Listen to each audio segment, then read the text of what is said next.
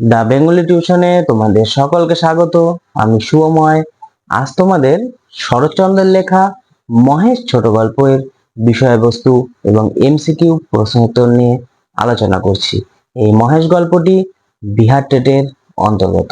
বাঙালি ঔপন্যাসিক অপরাজেয় কথাশিল্পী শরৎচন্দ্রের একটি দুর্দান্ত জনপ্রিয় ছোট গল্প মহেশ।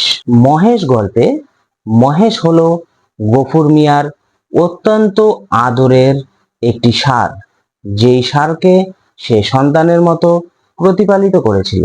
ভূমিহীন ভাগ চাষি মুসলমান একজন কৃষক হলো এই গফুর মিয়া, যে অত্যন্ত ক্ষুদ্র চাষাবাদ করে তার জীবনযাপন করে। তার পরিবারে ছিল মাতৃহারা কন্যা আমিনা এবং সন্তানের মতো গৃহপালিত পশু মহেশ। গ্রামের শেষ সীমানায় পথের ধারে জীর্ণ একটি কুঠিরে তারা বসবাস করত। গ্রীষ্মের তপ্ত দুপুরে যখন মাঠঘাট ফেটে চৌচির হয়ে যায়, তখন গফুর মিয়ার পরিবারে নেমে আসে এক অমানিসা অন্ধকার। বর্গা চাষি গফুর মিয়াদের যেখানে দুবেলা নিজেদেরই অন্ন জোটে না, সেখানে তাদের গৃহপালিত পশু মহেশের খাবার জোগাড় করা তার পক্ষে দুঃসাধ্য হয়ে উঠেছিল। ভাতের ফ্যানটুকুও তারা নিজেরা না খেয়ে মহেশকে খাওয়ায়। তারা এতই স্নেহ সন্তান রূপে মহেশকে ভালোবাসতো। এছাড়াও ঘরের যে কারি খড়, সেই খড় টেনে টেনে তারা মহেশকে খাইয়েছিল। বর্গা চাষ করে যেটুকু খড় আগের বছর গফুর মিয়া পেয়েছিল, সেটুকুও জমিদার তার যে ট্যাক্স খাজনার নাম করে এই সম্পূর্ণ খড় জমিদার নিয়ে নিয়েছিল। এভাবে দিন দিন খেতে না পেয়ে মহেশের অবস্থা শুকিয়ে যাচ্ছিল এবং একদিন ক্ষুধার্ত মহেশ তার রশি ছিঁড়ে পালিয়ে যায়। রশি ছিঁড়ে সে পাড়ায় পালিয়ে যায় এবং ওর বাড়িতে ঢুকে বিশৃঙ্খলা অবস্থার সৃষ্টি করে এবং একটি বাড়িতে সে ঢুকে একটি বাচ্চা শিশুকে গুঁতো মেরে দিয়েছিল। এর ফলে সাধারণ লোকেরা গফুর মিয়ার নামে কমপ্লেন জানানোতে গফুর মিয়ার নামে অভিযোগ জানানোর ফলে গফুর মিয়াকে প্রতিনিয়তই জমিদারের কাছে দ্বারস্থ হতে হয়েছিল এবং গফুর মিয়া একদিন রাগ করে মহেশকে বিক্রি করার সিদ্ধান্ত নিয়েছিল। কিন্তু যেহেতু মহেশ ছিল তাদের সন্তান তুল্য, তাই সে বিক্রি করতে গিয়েও মহেশকে বিক্রি করতে পারেনি। একদিন জ্যৈষ্ঠ মাসের দুপুরবেলা মহেশ আবার দড়ি ছিঁড়ে পালিয়ে যায় এবং সেই সময় গফুর মিয়া বাড়িতে ক্লান্ত অবস্থায় বসেছিল এবং মহেশ সেই দড়ি ছিঁড়ে পালিয়ে জমিদারের ফসল অনিষ্ট করেছিল, এটি তার কাছে খবর আসে। এসব ঘটনার মধ্যেই একদিন সে মহেশ গফুর মিয়ার মেয়ে আমিনাকে রাস্তা দিয়ে যাওয়ার সময় গুঁতো মেরে তাকে মাটির পাত্র সহ পুকুরে ফেলে দিয়েছিল। এত কিছু ঘটনা ঘটার পর গফুর মিয়া আর নিজেকে সংবরণ করতে পারেনি। তার হাতে থাকা ভাঙা লাঙ্গলের মাথাটি দিয়ে সে মহেশকে সজোরে আঘাত করেছিল। মহেশের মাথায় সজোরে আঘাত করার ফলে মহেশ অল্প সময়ের মধ্যেই মাটিতে লুটিয়ে পড়ে এবং তার মৃত্যু হয়েছিল। মহেশের মৃত্যুর পর গফুর ফুলবেড়ের চটকলে কাজ করতে যাওয়ার জন্য আমিনাকে গভীর রাত্রে ডেকে তুলেছিল। এতদিন অনেক দুঃখ কষ্ট গিয়েছিল গফুর মিয়ার, কিন্তু তার গফুর মিয়া আমিনার বাবা এত দুঃখ কষ্টের মধ্যেও ফুলবেড়ের চটকলে কাজ করতে যাওয়ার স্বীকার করেনি, কারণ সেখানে গেলে চটকলে কাজ করলে মেয়েদের আবরু থাকে না, ইজ্জত থাকে না। সেই কারণে গফুর মিয়া চটকলে কাজ করতে যেতে চায়নি এতদিন। যেহেতু তার হাতে এই সন্তান তুল্য মহেশ মারা গিয়েছিল, তাই এই ভিটে মাটিতে তার কিছুতেই মন বসছিল না। এই জন্য গফুর মিয়া চটকলে চলে যাওয়ার সিদ্ধান্তটি নিয়েছিল এবং এই সিদ্ধান্তে বলা বাহুল্য আমিনা কিছুটা আশ্চর্য হয়েছিল। আমিনা চটকলে যাওয়ার সময় জল খাওয়ার ঘটি এবং পিতার ভাত খাওয়ার পিতলের থালাটি সঙ্গে নিতে চেয়েছিল, কিন্তু গফুর মিয়া সেগুলি একটিও সঙ্গে নিতে চায়নি। সে বলেছিল, এগুলি এখানে রেখে দাও, এগুলি দিয়েই মহেশের প্রায়শ্চিত্ত হবে। যেহেতু কাশীপুর গ্রামটি ছিল হিন্দু জমিদার অধ্যুষিত এলাকা, তাই সেখানে গোহত্যা করা মহাপাপ এবং এই মহাপাপের জন্য প্রায়শ্চিত্ত করতে হবে। আর সেই প্রায়শ্চিত্ত স্বরূপ গফুর মিয়া থালা এবং ঘটিটি রেখে গিয়েছিল। গফুর মিয়া এবং তার কন্যা আমিনার এইভাবে চটকলে কাজ করতে চলে যাওয়ায় এখানেই গল্প শেষ হয়েছে। গল্পটি আমি খুবই সংক্ষেপে বললাম, বেশিরভাগই আমি বলা হয়নি আমার।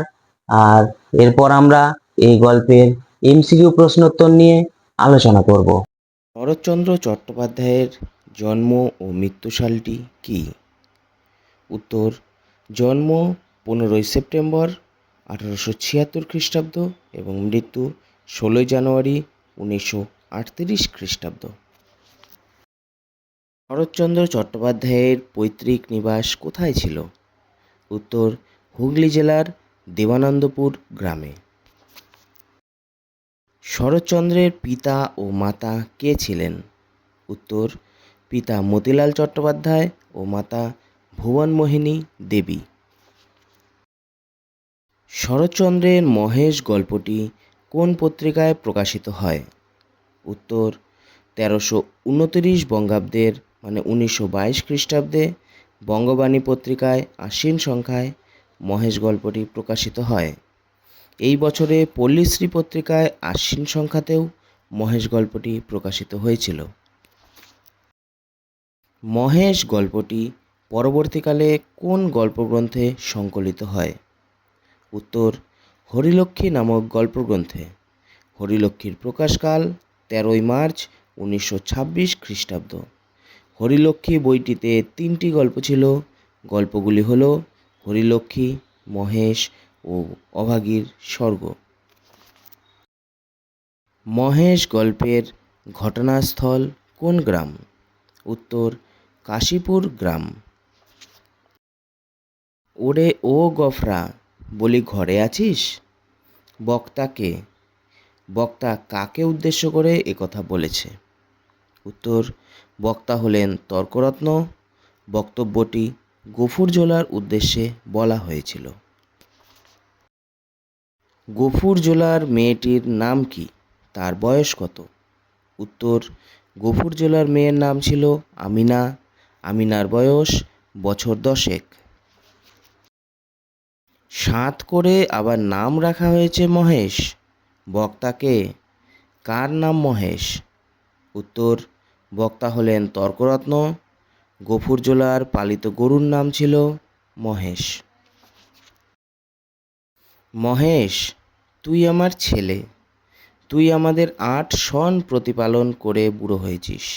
বক্তাকে? উত্তর: এখানে বক্তা হলো গফুরজোলা। মহেশকে কারা থানায় দিয়েছিল? উত্তর: মানিক ঘোষের লোকেরা মহেশকে থানায় দিয়েছিল। কোথাকার খোয়ারে মহেশকে খুঁজতে বলা হয়েছিল এবং খোয়ার কি? উত্তর: দরিয়াপুরের খোয়ারে খুঁজতে বলা হয়েছিল। খোয়ার হলো গরু মোষের বন্দিশালা।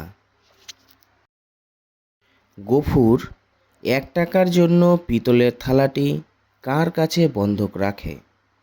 উত্তর: বংশীর কাছে গফুর পিতলের থালাটি বন্ধক রেখেছিল। শুধু চেয়ে থাকে আর চোখ দিয়ে জল পড়ে, কার কথা বলা হয়েছে? উত্তর: এখানে গফুরের বৃদ্ধ ষাঁড় মহেশের কথা বলা হয়েছে। আসলে অবলা প্রাণী মহেশ খেতে না পেলেও কিছু বলতে পারে না, তাই সে কেবল জল ভরা চোখে শুধু গফুরের দিকে চেয়ে থাকে। যেমন চাষা তার তেমনি বলদ, কোন প্রসঙ্গে একথা বলা হয়েছে? উত্তর: বক্তব্যটি তর্করত্নের।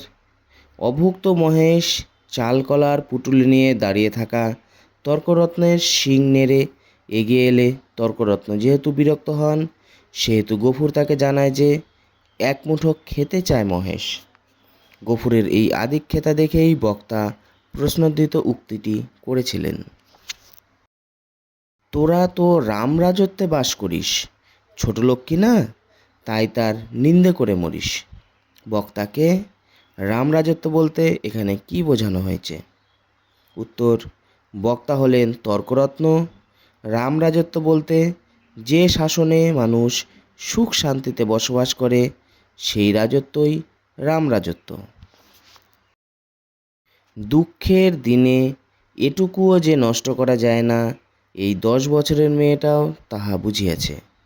এখানে কি নষ্ট না করার কথা বলা হয়েছে?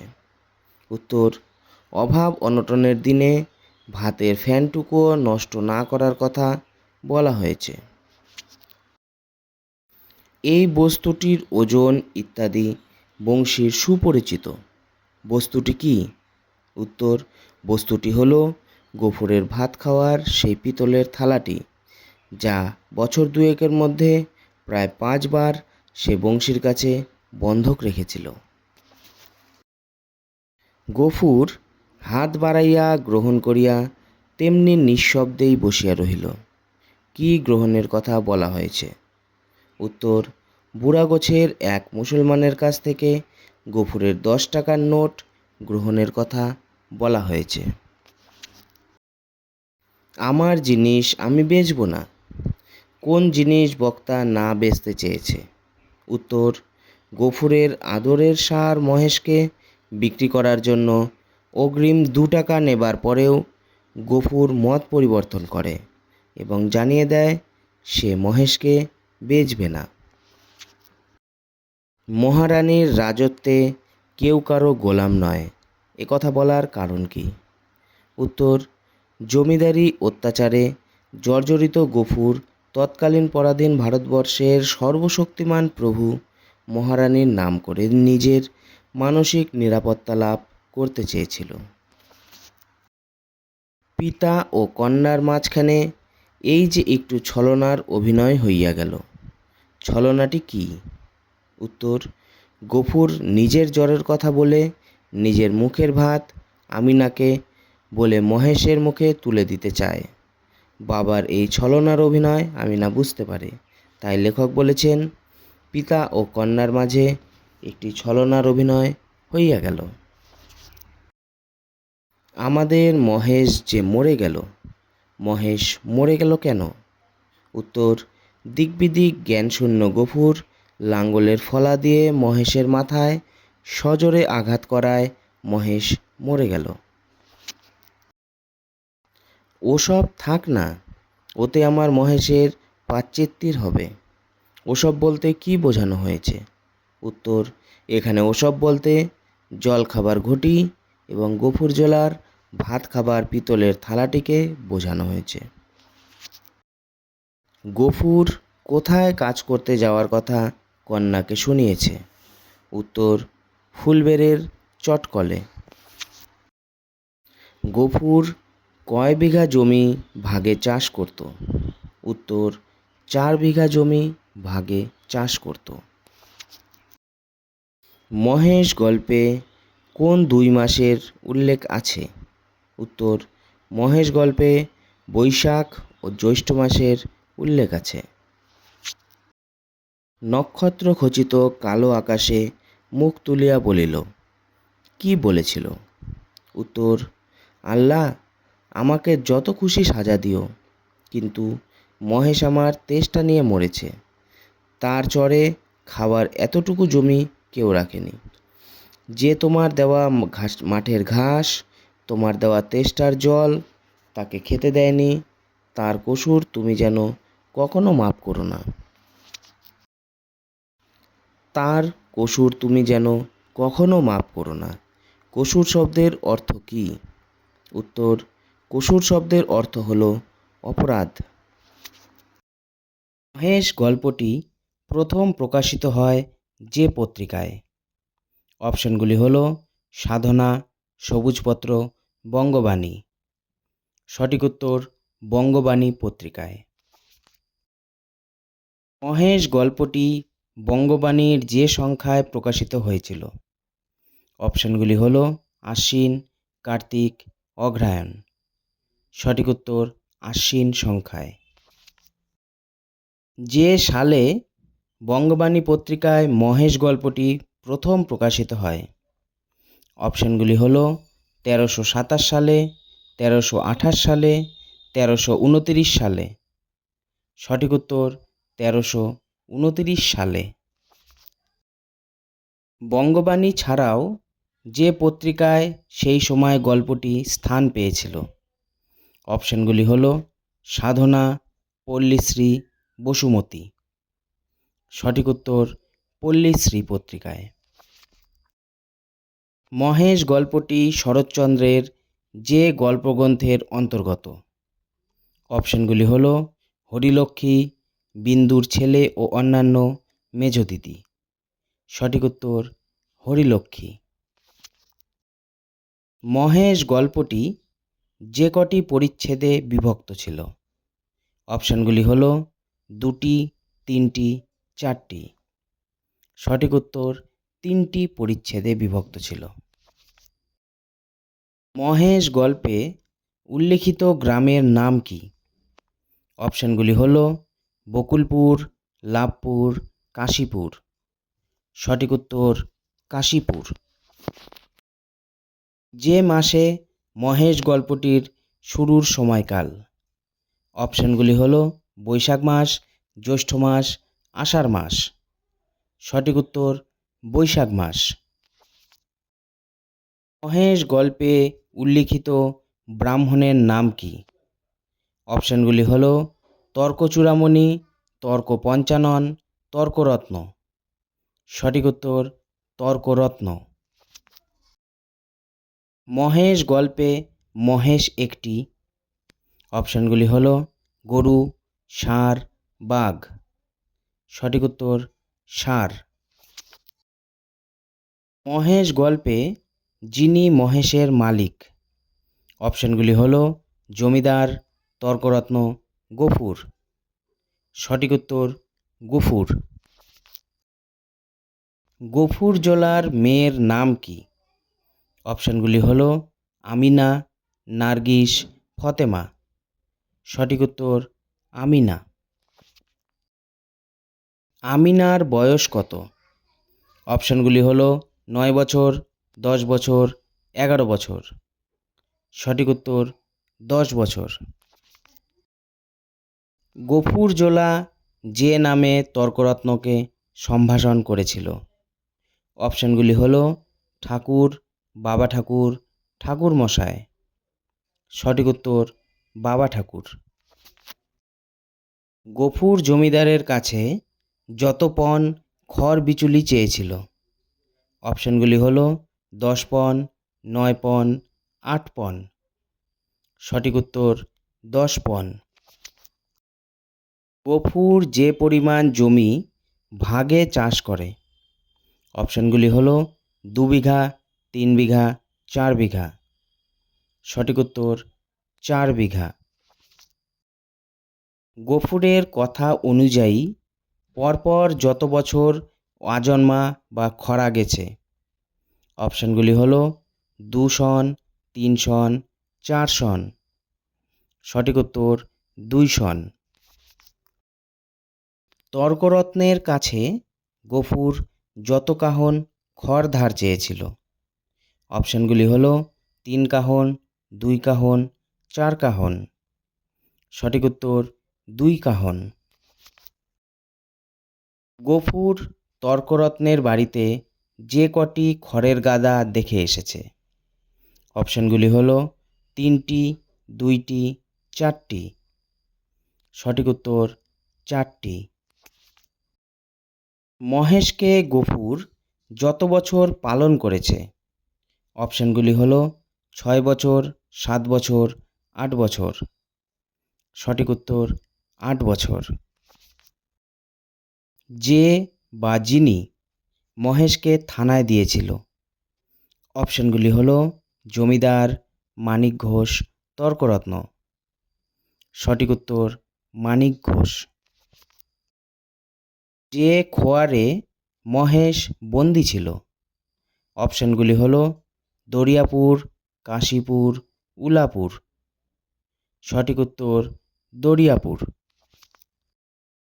পুলিশের লোক যতদিন পর মহেশকে গোহাটায় বেচবে? অপশানগুলি হলো 2 দিন, 3 দিন, 4 দিন। সঠিক উত্তর 3 দিন। গফুর যার দোকানে তার ভাত খাবার থালা বন্ধক রেখেছিল?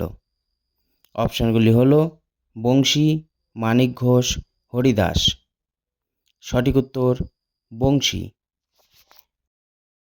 থালা বন্ধক রাখার দরুন গফুর পেয়েছিল? অপশানগুলি হলো 1 টাকা, 2 টাকা, 3 টাকা। সঠিক উত্তর 1 টাকা। গফুরের থালাটি যে ধাতুতে নির্মিত? অপশানগুলি হলো পিতল, কাঁসা, তামা। সঠিক উত্তর পিতল। গফুর, এখানে প্রিন্টিং মিস্টেক, মহেশ হবে না, গফুর হবে। গফুর মোট যতবার থালাটি বন্ধক রাখলো বা রেখেছিল? অপশানগুলি হলো 4 বার, 7 বার, 6 বার। সঠিক উত্তর 6 বার। গফুর যত টাকায় মহেশকে বিক্রি করেছিল? অপশানগুলি হলো 8 টাকায়, 9 টাকায়, 10 টাকায়। সঠিক উত্তর 10 টাকায়। অতিরিক্ত যত টাকা ক্রেতা গফুরকে দিতে চেয়েছিল? অপশানগুলি হলো 1 টাকা, 2 টাকা, 3 টাকা। সঠিক উত্তর 2 টাকা। কাশীপুরের জমিদার বাবুর নাম কি? অপশানগুলি হলো শিবচরণ, শ্যামাচরণ, রামচরণ। সঠিক উত্তর শিবচরণ। মহেশ গল্পের 3য় পরিচ্ছেদ শুরু যে মাস দিয়ে? অপশানগুলি হলো বৈশাখ, জ্যৈষ্ঠ, আষাঢ়। সঠিক উত্তর জ্যৈষ্ঠ। মহেশের মৃত্যুর যতক্ষণের মধ্যে মুচির দল হাজির হয়েছিল? অপশানগুলি হলো 2 ঘন্টা, 3 ঘন্টা, 4 ঘন্টা। সঠিক উত্তর 2 ঘন্টা।